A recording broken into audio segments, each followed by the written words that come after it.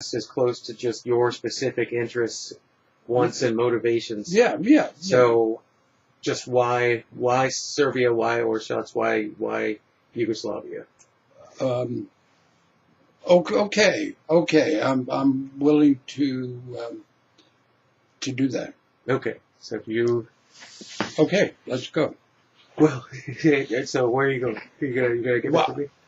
No, you're going to lead me in with the question. Oh, okay. So you're ready. I'm as ready as I'll ever be. Okay. Okay, it's 4:00. We've got plenty of time. Yeah. So. Okay, let's go. As well as I know it's a while back. You said it's 1949, maybe 1950, between 50 and 53. Are we on? Yes. Anyway, everything's just going for now. So we can my goodness. It's okay. Okay. It's but so we're back in 1950, and you're starting. Is that when you start to prepare for the trip, or is it 51, 52? No, the trip to Orsha. Yes. Yeah.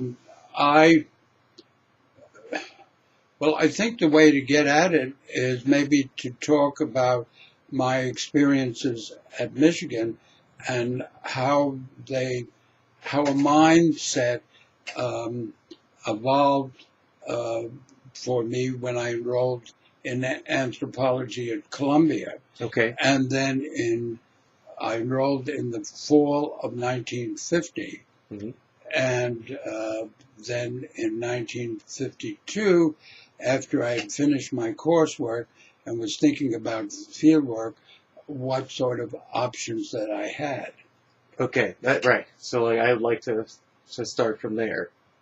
If you could take us from Michigan to Columbia, and then looking at the array of field options. But I feel like we've got that throughout our conversation so far. Would you like me to detail again some of my experiences as an undergraduate at Michigan? I think we've got that, and that was concise and that's colorful and rich. And I think now we can move to Columbia, and just tell me about. Well, I think what is particularly important and what I would like to express is kind of the combined humanistic and natural science perspectives that I began to develop even as an undergraduate at Michigan. Okay.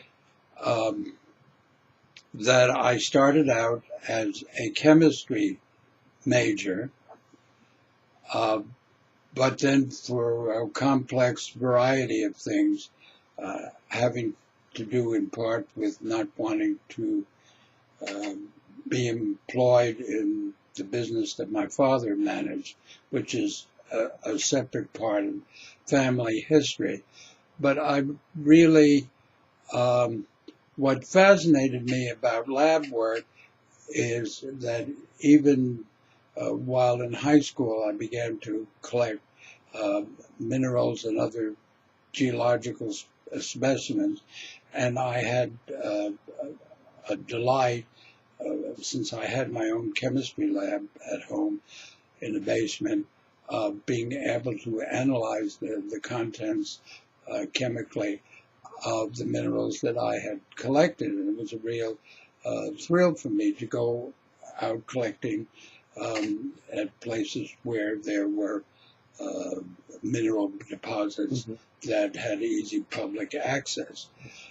But when I went to Michigan, and I don't know what motivated me precisely, but one of the things that I did as an undergraduate, which was a little bit unusual, was to go for weekends. I hitchhiked to the Upper Peninsula, and I knew where a lot of the fossil beds were, and collected a lot of invertebrate fossils.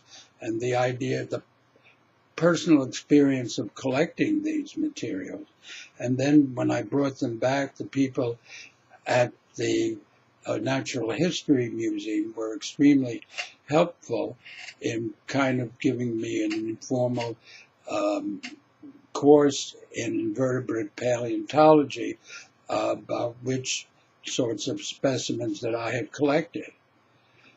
that at the same time that in 1949, when I took my first trip to Europe and bicycled across the Swiss Alps and visited remote mountain communities, there was that simultaneous interest in the geology and also the ways of human habitation in the Upper Alps, in which we cycled through.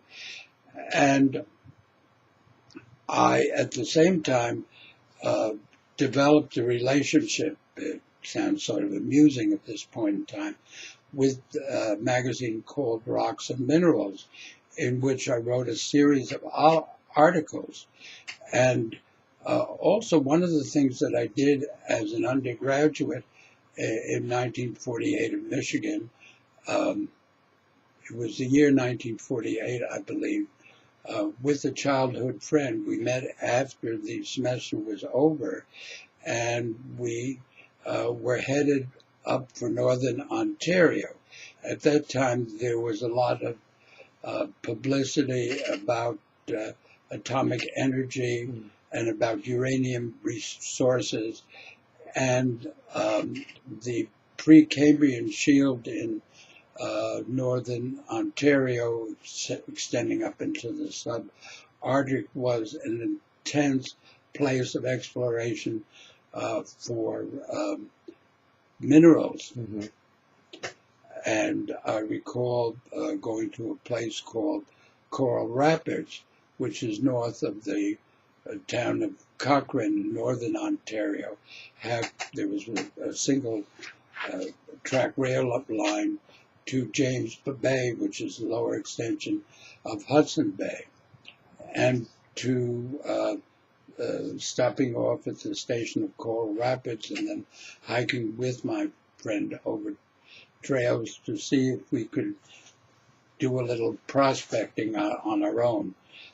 Sort of amateurish kind of thing, but we were very young and just wanted to see what the world is like. And one of the things that attracted me to anthropology was this natural science aspect of ecology and excavation in archaeology, combined with what was an attempt in cultural anthropology and what was then called ecological adaptation.